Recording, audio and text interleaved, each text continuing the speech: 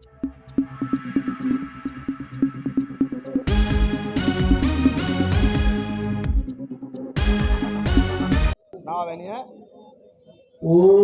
सुप्रकाश महादीप सर्वतस्तिमिरापः सवात्साभ्यन्तरदीपं प्रतिगच्छताम् इदं दीपं ओं क्लीं श्री सर्वदेवेभ्यो नमः इदं दीपं ओं क्लीं श्री सर्वदेवेभ्यो नमः।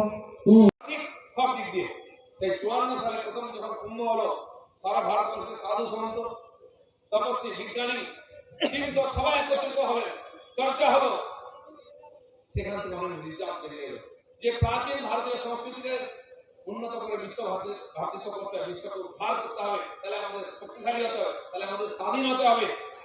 আর দেখুন তার প্রভাব পড়লো। 54 সালে কুম্ভ হলো, 57 সালে প্রথম ভারতীয় স্বাধীনতা সংগ্রাম শুরু হলো। বীর সাভারকর বলতেন প্রথম স্বাধীনতা সংগ্রাম, যেটাকে ব্রিটিশরা বলেছে সিপাহী বিদ্রোহ। আর তারপরে এগিয়েছে জাগরণ কোথায় পৌঁছলো গিয়ে প্রত্যেক পূর্ণ কুম্ভে, প্রত্যেক অর্ধ কুম্ভে একত্রিত হয়ে সিদ্ধান্ত নেওয়া হয় শিক্ষায় নিজস্ব শিক্ষা চাই। কি হবে? রাষ্ট্রীয় শিক্ষানীতি শুরু হলো। তৎকালীন বিপ্লবীরা রাষ্ট্রীয় স্কুল শুরু করলেন এবং পণ্ডিত মদন মোহন মালবীয়কে বলা হলো যে আপনি ভারতীয় শিক্ষা ব্যবস্থার জন্য গুরুকুলের ব্যবস্থা করুন। তিনি কাশী বেনারস হিন্দু ইউনিভার্সিটি তৈরি করেন, আজকে বিশ্ববিখ্যাত।